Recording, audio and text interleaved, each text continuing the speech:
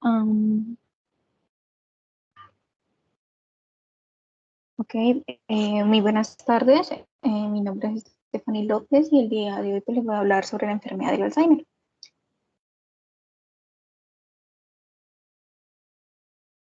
Bueno, la enfermedad del Alzheimer es un trastorno neurológico que provoca pues, la muerte de células nerviosas del cerebro. Esta se ha pues, convertido en uno de los mayores problemas de salud pública en el mundo debido a su prevalencia actual. El Alzheimer en sí es un trastorno neurodegenerativo que fue descrito por Alois Alzheimer en 1907, que hoy en día está afectando a más de 20 millones de personas. Pero ¿a qué se debe esto? Bueno, primordialmente se debe a que se trata de una enfermedad dependiente de la edad y en casi todos los países está aumentando de manera considerable en los últimos 100 años, lo que ha dado como efecto un incremento en los riesgos de padecer enfermedades degenerativas dependientes del envejecimiento. Bueno, ¿qué es el Alzheimer? El Alzheimer es una demencia progresiva que tiene el déficit de memoria. La siguiente diapositiva, por favor. Eh, que tiene el déficit de memoria como uno de sus síntomas más tempranos y pronunciados. Por lo general, el paciente empeora progresivamente, mostrando problemas perceptivos de lenguaje y emocionales a medida que la enfermedad va avanzando. Cabe mencionar que el Alzheimer no es una característica normal del envejecimiento. El factor de riesgo conocido más importante es el aumento de la edad. Y la mayoría de las personas con Alzheimer son mayores de 65 años. Pero el Alzheimer no es solo una enfermedad de la vejez, ya que en estudios estadounidenses mostraron que aproximadamente 200 personas menores de 65 años tienen enfermedad del Alzheimer de inicio precoz, también conocido como Alzheimer de inicio temprano. Siguiente, por favor.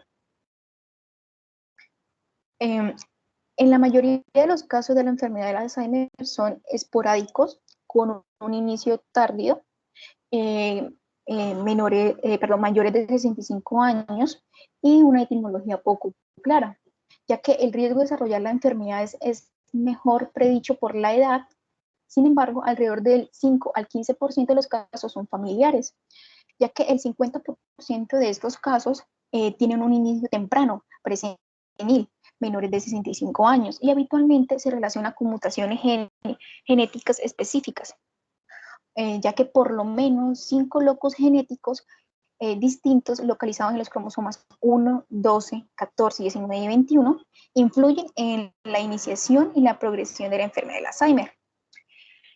Las mutaciones en los genes para la proteína precursora del amiloide, que son presenilina 1 y presenilina 2, pueden conducir a formar autosómicas dominantes de la enfermedad del Alzheimer, habitualmente con un inicio presenil. Aquí en los pacientes afectados, el procesamiento de la proteína precursora amiloide está alterado y conduce al depósito y a la agregación fibrinal de la beta amiloide. Esta sustancia es el principal componente de las placas seniles y constituyen en las prolongaciones axónicas o dendríticas degeneradas, astrocitos y células gliales que rodean un núcleo amiloide. El beta amiloide también puede alterar las actividades de la sinasa y la fosfatasa, de manera que con el tiempo conduzcan a la hiperfosforilación de tau y a la formación de ovillos neurofibrilares.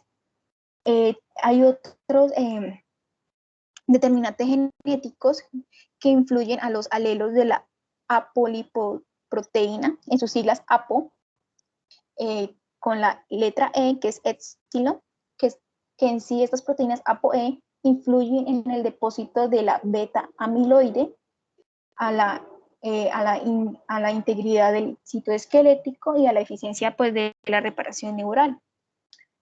El riesgo de la enfermedad de Alzheimer está sustancialmente aumentado en las personas con dos alelos epsilon 4 y puede estar disminuido en aquellas que tienen pues, el alelo epsilon 2, ya que para las personas con dos alelos epsilon 4 el riesgo de desarrollar la enfermedad del Alzheimer a los 75 años es de aproximadamente 10 a 30 veces mayor que las personas que no tienen estos alelos. Existen otros factores como factores ambientales, como por ejemplo exposiciones ocupacionales, patologías médicas preexistentes y factores del estilo de vida. Siguiente, por favor. Referente a su anatomía patológica, el Alzheimer se caracteriza por una degeneración progresiva y selectiva de poblaciones neuronales en el córtex entorrinal, en el hipocampo, en la corteza de asociación temporal, frontal y parietal, en los núcleos subcorticales y los núcleos del tronco, como son los núcleos de Rafe. Ya a nivel del anatomopatológico, se producen primero la lesión y después la destrucción de la neurona cerebral. Esto en relación con la aparición del depósito insolubles extracelulares, cuyo elemento fundamental es la proteína beta-amiloide, y de los depósitos intracelulares, cuyo principal componente es la proteína tau. Un dato es que el depósito beta-amiloide también se produce en cerebros ancianos y en otras patologías como es el síndrome de Down, la angiopatía congófila y la miositis por cuerpos de inclusión. Siguiente.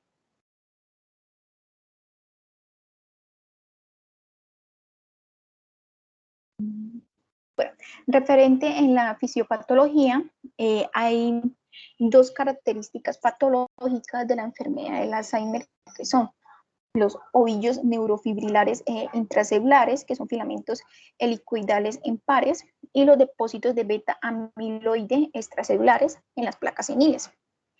El depósito de beta-amiloide y ovillos neurofibrilares conduce a la pérdida de sinapsis y neuronas, lo que provoca pues una atrofia macroscópica de las áreas afectadas del encéfalo, por lo general desde el lóbulo temporal mesial.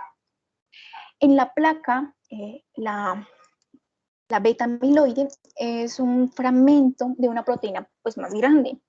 Cuando estos fragmentos pues se agrupan, parecen tener como un efecto tóxico en las neuronas e interrumpen la comunicación entre ellas. Estos grupos pues forman depósitos más grandes llamados placas amiloides, que también incluyen otros desechos celulares. En los ovillos, las proteínas tau juegan un papel en el sistema interno, ya sea de apoyo y de transporte de una neurona, para que éstas puedan transportar nutrientes y otros materiales esenciales.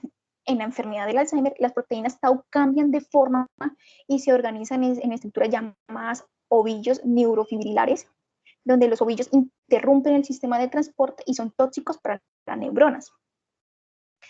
El mecanismo por el cual el péptido beta-amiloide y los ovillos neurofibrilares causan tal daño no se conoce muy bien todavía, ya que existen varias teorías como la hipótesis amiloide, que esta pues postula que la acumulación progresiva de la beta-amiloide en el encéfalo va a desencadenar una cascada compleja de eventos que terminan con la muerte de las células neuronales, la pérdida de sinapsis neuronales y la déficit progresiva de neurotransmisores, donde todos estos efectos contribuyen a ocasionar los síntomas del clínico de la demencia.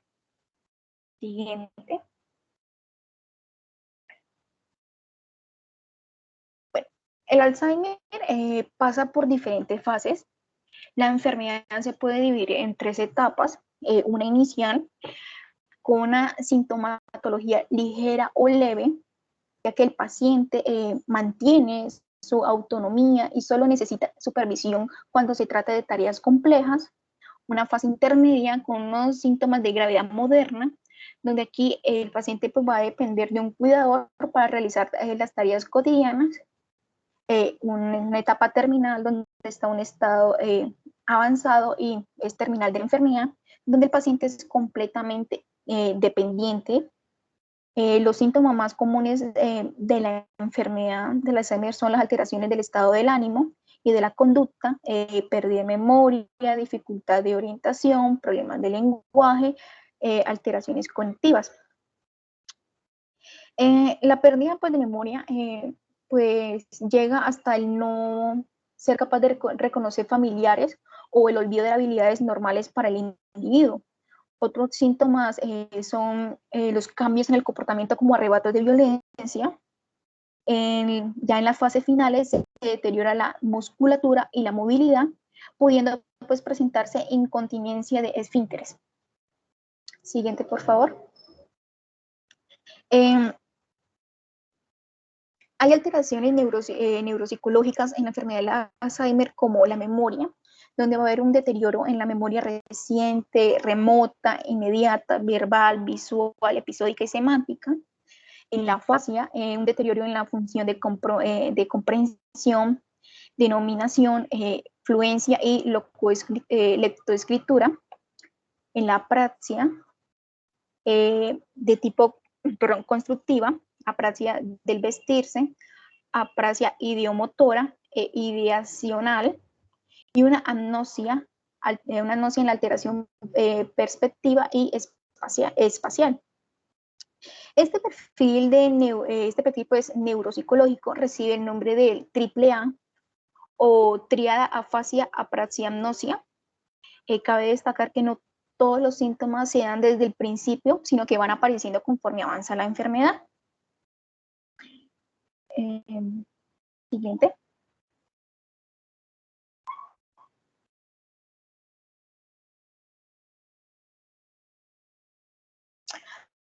Una parte importante del diagnóstico de la enfermedad de Alzheimer incluye poder explicar los síntomas, así como la perspectiva de un familiar o amigo cercano sobre estos y su repercusión en la vida diaria.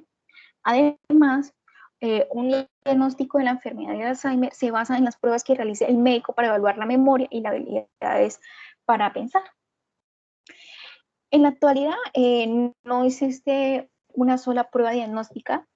Se debe obtener una evaluación ya sea física como psiquiátrica y neurológica completa, como son exámenes médico detallado. En este caso, el médico pues realizará un examen físico y probablemente evaluará la salud neurológica en general, donde va a hacer pruebas como de reflejos, tono muscular, fuerza, de coordinación, equilibrio, de sentido de la vista y de la audición. Va a haber pruebas también neuropsicológicas, pruebas de sangre completas.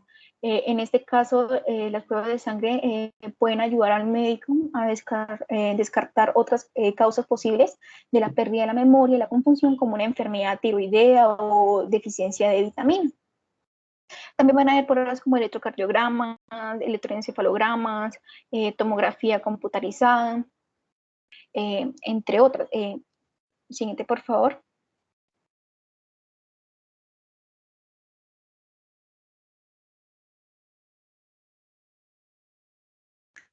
Se va a hacer en los diagnósticos por imagen del cerebro. La obtención de imágenes de los procesos de la enfermedad se puede realizar con tomografías por emisión de positrones, ya que durante una exploración por tomografía por emisión de positrones se inyecta un marcador radiactivo de bajo nivel en la sangre para revelar una característica particular del cerebro.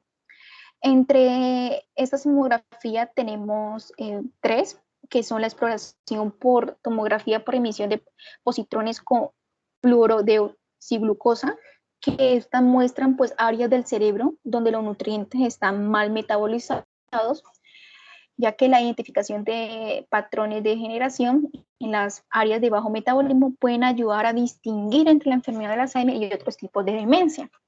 Están también las imágenes de tomografía por emisión de positrones de amiloide. Estos pueden pues, medir la carga de depósitos de amiloide en el cerebro, donde estas imágenes se utilizan principalmente en la investigación, pero se pueden utilizar si una persona tiene síntomas de demencia inusuales o pues de inicio muy temprano. También pues, encontramos las imágenes de tau por tomografía por emisión de positrones, que miden la carga de los ovillos neurofibrilares en el cerebro y se utiliza generalmente en el ámbito de la investigación. En circunstancias especiales como en la demencia rápidamente progresiva, la demencia con características atípicas o la demencia de inicio temprano, se puede utilizar otras pruebas para medir los niveles de beta amiloides y la tau anormales que están en el líquido cefalorraquídeo. También cabe mencionar que la única forma de confirmar un diagnóstico de la enfermedad del Alzheimer es con un examen de tejido de cerebro que solamente se hace en la postmortem. Siguiente, por favor.